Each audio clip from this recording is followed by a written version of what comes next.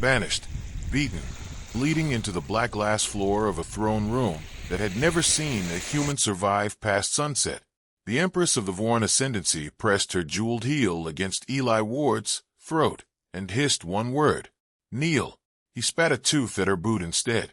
They called him a clerk, a grease stain, a soft-skinned biped from the mud planet at the ass end of the Orion arm. In the Ascendancy's ledgers, humans occupied a single line, folded between livestock and low-tier machinery. Not a species. A footnote. Eli Ward was 39 years old. He was a hull welder. He had a bad name, a worse divorce, and a union card older than most of the aliens currently trying to kill him. He did not know he was about to break an empire. He didn't want to. He just wanted his lunch back. The freighter Cold Iron Mary had been dead-sticking near the Kelbert line when the Vorn cruiser hooked her. 9 crew, 8 humans, 1 Trellick navigator named OSS who cried in 3 languages when the boarding ramp hissed open. Eli was in the galley. He'd been eating a reheated meatloaf sandwich. He set it down carefully on the counter, wiped his hands on his coveralls, and picked up the only tool he had, a plasma welding torch, 2-stage, ceramic tip, rated for cutting titanium at close range. They'll shoot you before you blink, OSS whispered. Probably, Eli said, but my sandwich is getting cold. That was Act 1 of a war nobody had declared. A welder, a sandwich, a torch, and an empire that had forgotten what humans do when you take away everything except the tools in their hands. The Vorn were beautiful the way an obsidian knife is beautiful. 7 feet tall, chitin plates the color of arterial blood, eyes like split gold coins. They believed in 3 things: hierarchy, combat, and the divine right of the Empress Vale Irexen Vorn, 43rd of her name, to rule every star her fleet could touch. Humans, in her opinion, were a management problem. Loud, fragile, prone to weeping, best used as freight labor until they broke, which they did, quickly and often. She'd never met Eli Ward. The boarding party came through the airlock in a wedge. For soldiers, 1 officer. The officer's rank collar glinted purple. Subtalone Resk, second cousin to a duke. 3 confirmed kills. A very loud opinion about human hygiene. He stepped over OSS. He stepped over the ship's cat, which yowled and fled. He did not step over Eli, because Eli was in the corridor waiting for him with the torch lit and a coffee mug in his other hand. Move, ape, Resk said. No, Eli said. The Subtalone laughed. His soldiers laughed. Somewhere on the bridge, a translator Matrix laughed. It was the last laugh Resk ever had. Eli threw the coffee, hot, right into the gap between helmet and gorget, where the chitin was thin and the nerve cluster ran close. Resk screamed. His arms flew up. His rifle clattered. Eli stepped inside the reach of the 7-foot warrior, put the torch tip against the seam under his jaw, and squeezed the trigger. The plasma cut through armor, through cartilage, through the pride of a 1,000-year bloodline, in about 1.5 seconds. Resk fell. Steam curled off the hole at his throat. The 4 soldiers stopped laughing. You don't hire a human because he's strong. You don't hire a human because he's fast. You hire a human because when the machine breaks in the dark, 40 light years from home, and the air is going bad, and the reactor is coughing, and the alien captain is screaming in a language nobody understands, the human keeps working. That is the whole pitch. That is the entire species resume. The rest is decoration. Eli did not keep working, though. Not yet, because Temple and the galley floor came up to meet him, and everything went the color of a dying star. He woke on his knees. Cold glass floor. Wrists bound behind him with a smart cuff that tightened when he flexed. His left eye was swollen shut. His mouth tasted of copper. Above him, on a dais carved from a single piece of meteoric iron, sat the Empress Vale Irexen Vorn.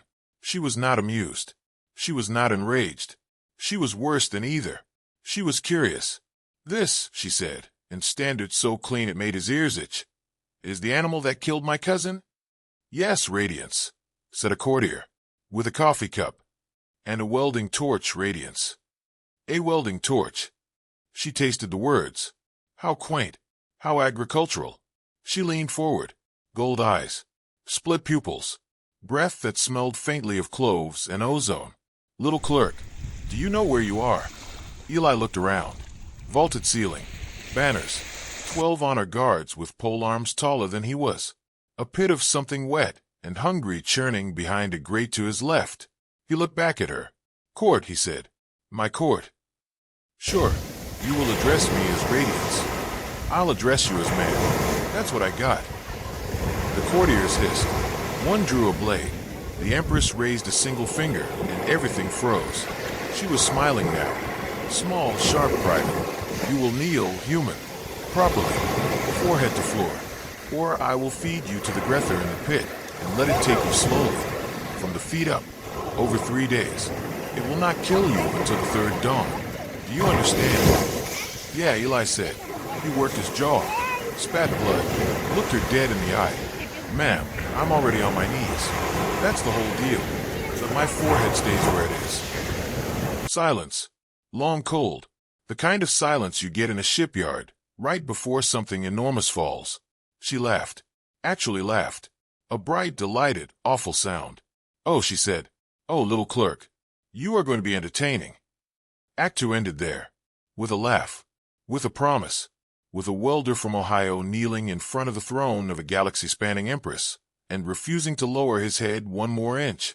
In the pit, the Grether dragged its wet weight against the grate and moaned, and Eli Ward, who had never asked for any of this, decided quietly, in the back of his mind, that he was going to burn this room to its foundations before he died.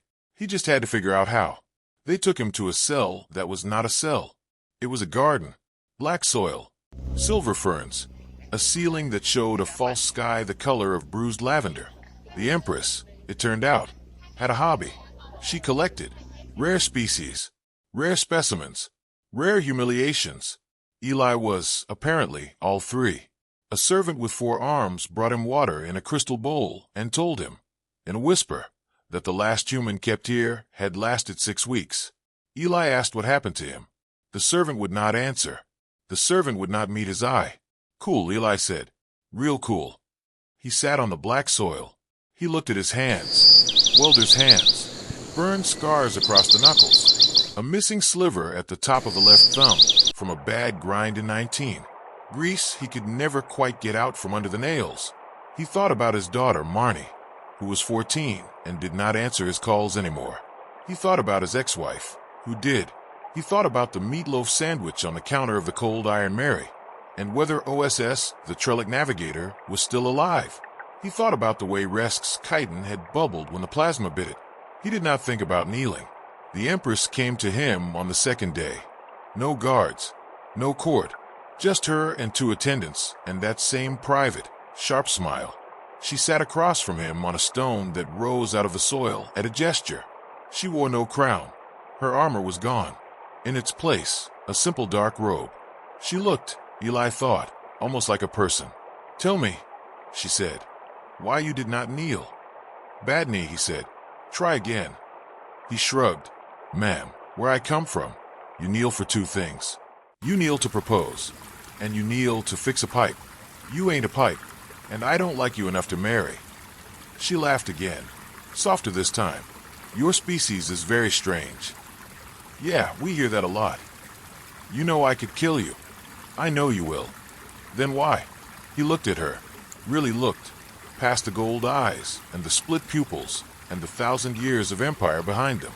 He saw a woman who had never in her life been told no by a creature she considered lesser. He saw curiosity, and under the curiosity, way, way down, buried like a fault line under a mountain, he saw loneliness. "Because if I kneel," he said, "then when you kill me, you kill a slave. And if I don't, you kill a man.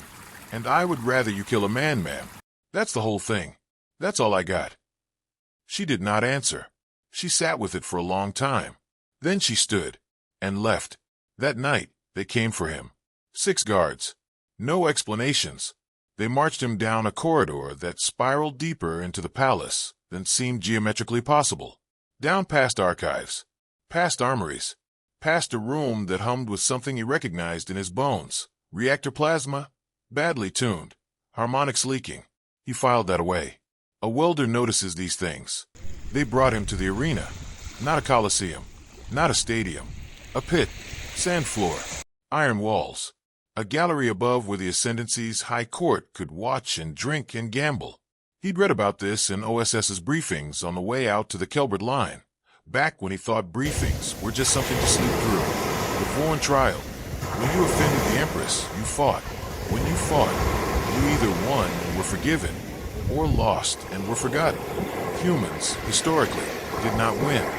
Humans, historically, did not last a minute. They cut his cuffs. They pushed him onto the sand. They tossed a welding torch after him.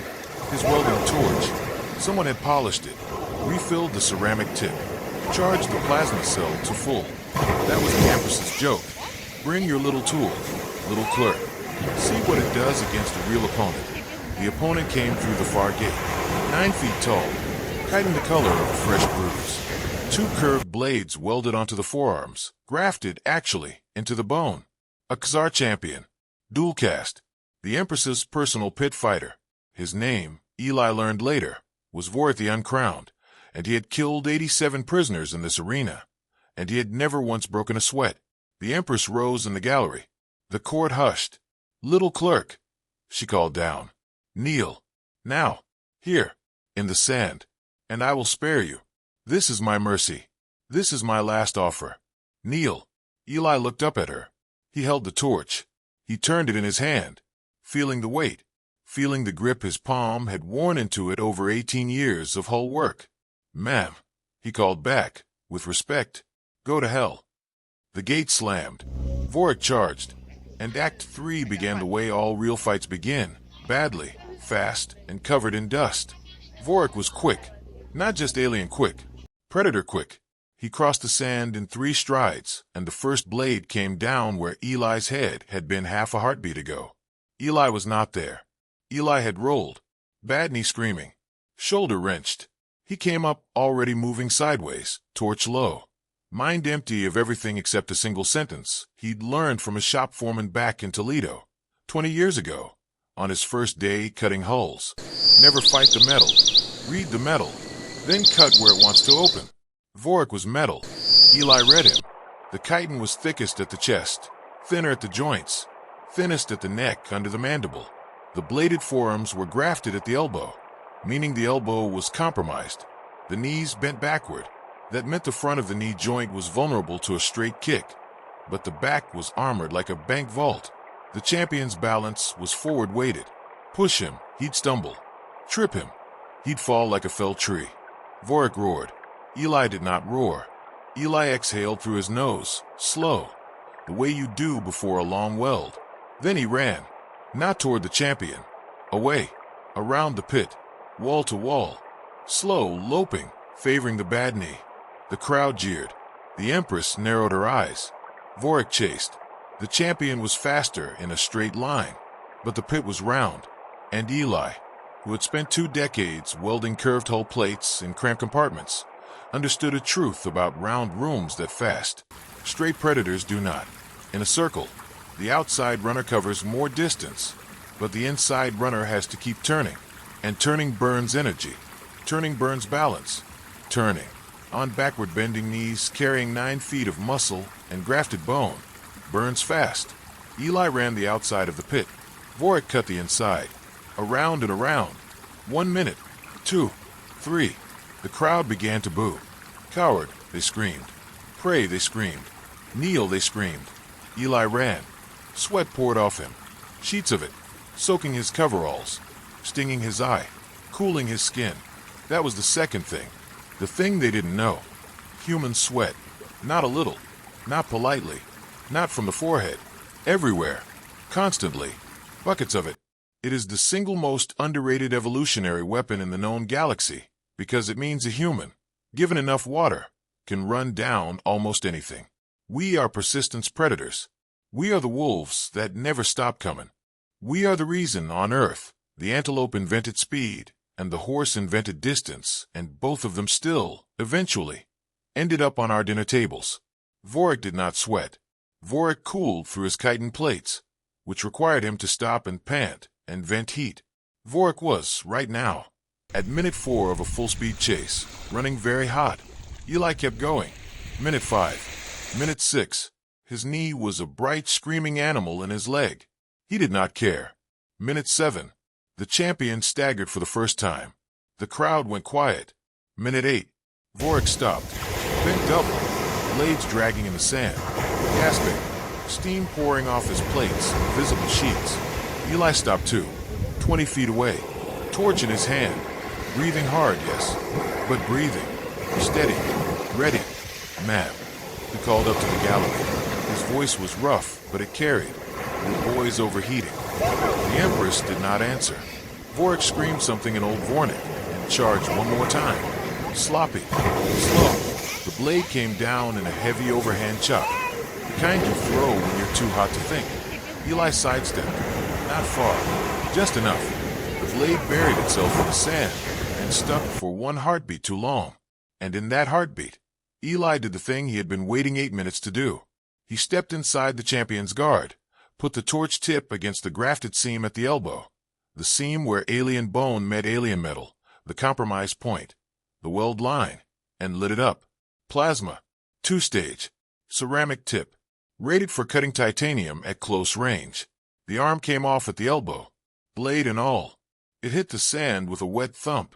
Vorik howled, reeled, swung with the other blade. Eli was already ducking under it, already moving to the other side, already cutting the other elbow.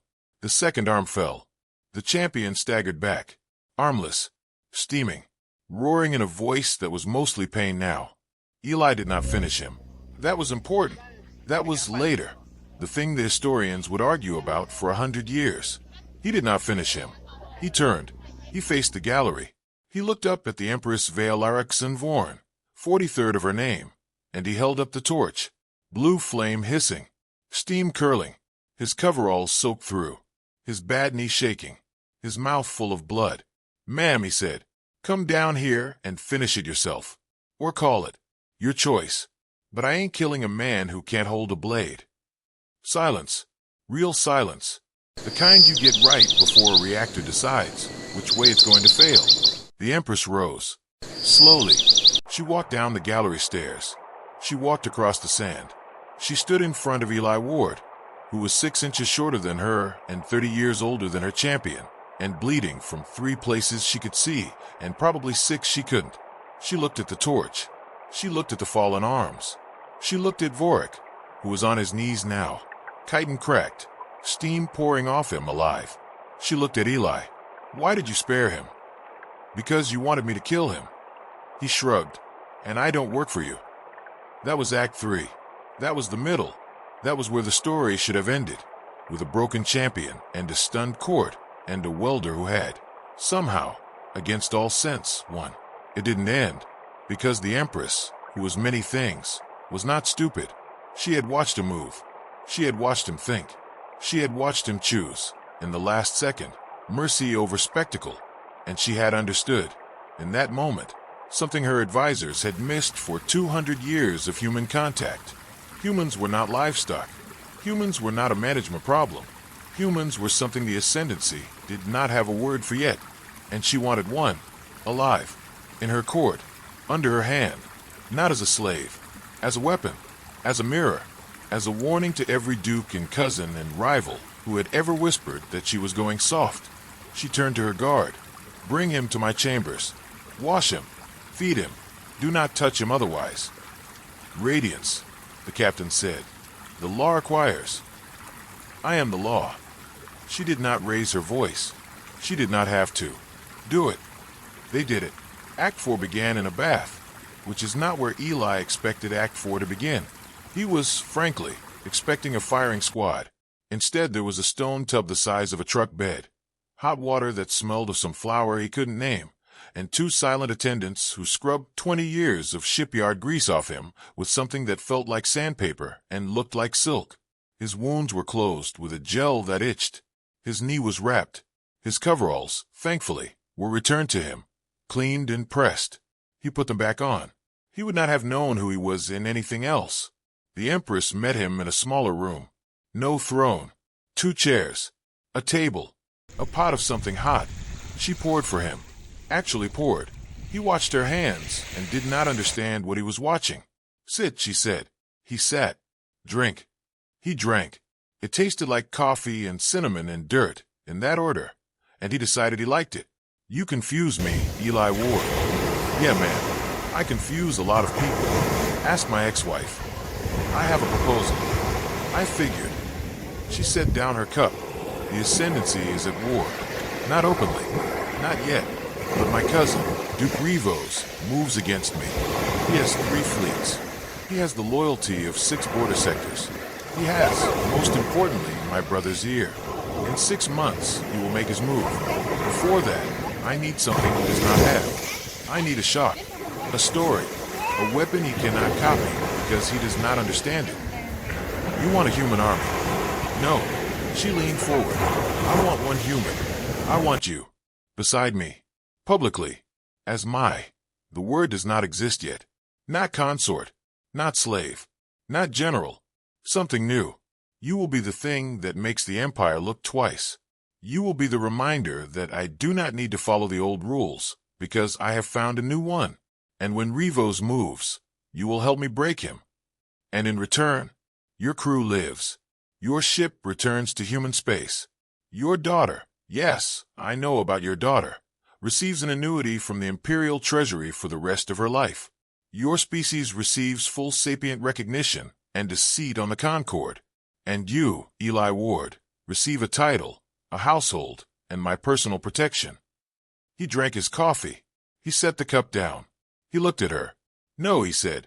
She did not move. No, ma'am. Explain. You didn't earn it. He wiped his mouth on his sleeve. You didn't fight for it. You lost your champion. You lost your court's respect. And now you want me to prop you up because I'm the shiny new thing. That ain't a partnership. That's a costume. I don't wear costumes, ma'am. I weld hulls. Then what? She said, and her voice had gone quiet in a way that was not safe. Do you want Eli Ward? He thought about it. Really thought. He looked at his hands. He looked at hers, folded on the table, gold-ringed, older than they seemed. I want the deal for my crew, he said. I want the deal for my kid. I want the deal for my species. Those are non-negotiable. You do that whether I say yes or no, because it's the right thing and you know it. And then, when that's done, and it's clean, and nobody owes anybody, then, ma'am, if you still want a welder in your court, you ask me again, like a person, not like an empress, and I'll think about it. She was quiet a long time. You are impossible. Yeah, my foreman said that too, right before he made me shift lead. She almost smiled. Almost. Then Duke Rivos, in a stroke of timing that the historians would later call either providential or suspicious, chose that exact moment to attack. The palace shook. Distant. Deep. The kind of shake that means a kinetic round has gone through a shield you thought was impenetrable. Alarms howled. The lights guttered. An aide burst through the door, panicked, blood on his collar. Radiance. The North Wing. Rivos's Marines. They're inside. How many? A company. Maybe 2. They came through the reactor hall. They knew the harmonics were bad. They walked right through the shield. Eli Ward set down his coffee.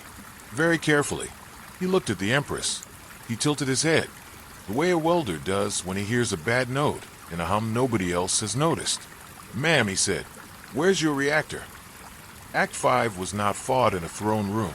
It was fought in a boiler room, which is, if you ask any welder in the galaxy, where all the important fights happen. The reactor hall was 6 levels down. They ran. Empress. Welder. For honor guards. Eli's knee screamed, and he ignored it. Veilira ran in bare feet, because there had been no time for boots. Her robe streamed behind her. Somewhere above them, the palace was burning. Somewhere above them, courtiers who had spent that morning laughing at Eli's coffee cup were dying in corridors they had thought were safe. They took a service lift. It stank of coolant. Eli sniffed. Frowned. Your primary loop's leaking. Not now, welder. Now, ma'am. Because if the loop's leaking, and the harmonics are bad, and there's a company of Marines in the hall, they aren't there to capture the reactor. They're there to overload it. They're going to blow the palace from the inside and blame you for negligence. She stared at him. How do you know this? Because it's what I would do. If I were a coward with 3 fleets who didn't want to stand up fight. The lift opened. Reactor hall. Vast. Cathedral vast. 12 pylons humming a note that was, to Eli's ear, half a step flat. Revos's Marines were already at the core. 15 of them, setting charges, rewiring the harmonic dampeners. Their officer looked up, saw the Empress, grinned. Radiance, you saved us a trip. She drew a blade Eli had not known she was carrying. Thin, curved, old. Her honor guards fanned out. The Marines opened fire. Plasma bolts, the kind that go through chitin like it isn't there. 2 of the honor guards died in the first 3 seconds. Eli did not have a rifle. Eli did not have armor. Eli had a torch and 18 years of hull work and the layout of the reactor hull memorized from a 30-second glance, because that was what welders did when they walked into any new room. They mapped it. They read the metal. They found the seams. He ran, not toward the Marines, toward the dampener array.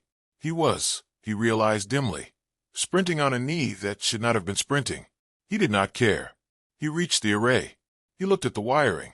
Somebody had crossed the harmonic feed with the containment field. It was clever. It was elegant. It would blow the palace in about 90 seconds.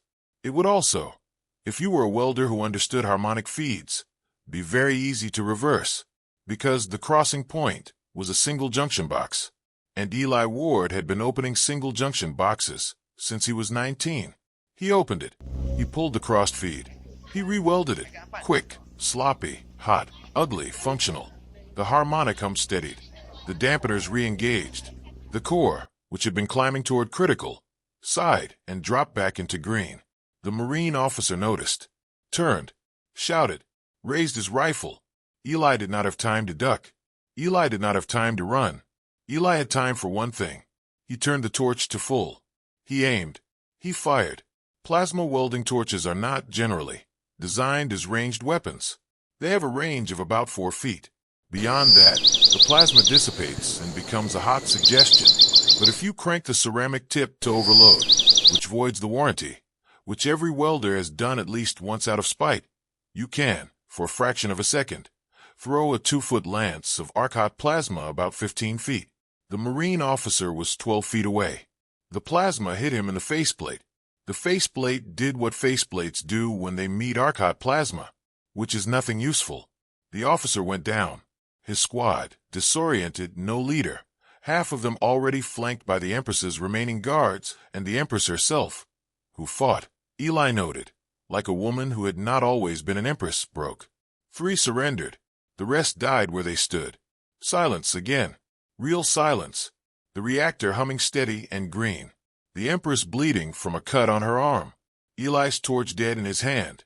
Ceramic tip fused solid. Warranty extremely voided. She walked to him across the hall. Bare feet on hot metal. She did not seem to notice. She stopped in front of him. She looked at him for a long moment. Then she knelt. Not deep. Not forehead to floor. Just one knee. In front of a quartz cameras, which were streaming this to every noble house in the ascendancy. In front of history. Eli Ward, she said, of Earth, I owe you my life. I owe you my throne. I owe you the empire you just saved. Name your price. He looked down at her. 56 years old, he learned later. Empress of 1,000 worlds. Kneeling on hot deck plate, in a torn robe, with blood on her sleeve. He reached down. He took her elbow. He lifted her back up. Because a welder does not let a person kneel to him. Not ever. Not for any reason. That is not what the tool is for. Ma'am, he said gently. I already told you my price. Crew. Kid. Species. Same as before. And then you ask me nice, when it's clean, if you still want the welder in your court. She stared at him. Gold eyes wet. Split pupils wide. And if I ask you nice. He shrugged. His bad knee was giving out. His hands were shaking. His torch was scrapped. He realized, the most tired he had ever been in his life. Then, ma'am, he said, I'll think about it. Real hard. The cold Iron Mary came home 3 weeks later. OSS the Trellick Navigator cried in 4 languages this time, because he had learned a new one in captivity. The 8-person crew stepped off the ramp at Ceres Station and were met by cameras, ambassadors, and one confused 14-year-old girl named Marnie Ward who had been told her father was dead, and who now saw him limping down the gangway in the same coveralls he had left in. cleaner than she remembered them. Torch clipped to his belt like it always had been. She did not run to him. She was 14. She walked. Fast. Then faster. Then, at the last second, she ran. He caught her. He held her. He did not say anything for a long time, because welders, as a rule, do not have the words. Humanity got its Concord seat. The annuity was quiet, generous, and permanent. Duke Rivos was tried, stripped, and exiled to a moon with poor weather.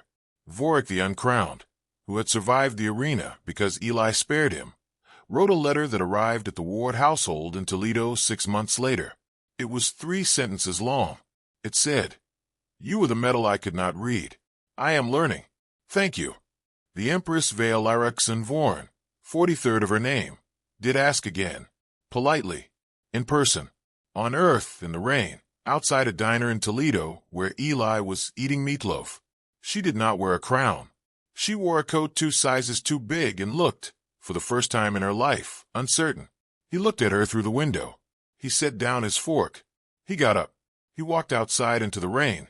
What he said to her is not, strictly, part of the historical record. The cameras were not there. Marnie was not there.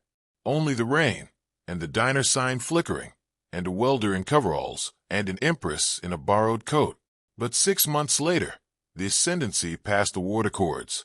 And 6 months after that, a small human flag repair yard opened on a station 3 jumps from the Imperial Capitol, and its foreman was a man with a bad knee and a good torch, and its client list included, quietly, the personal fleet of the Empress herself. He never wore a title. He never took a household. He never knelt.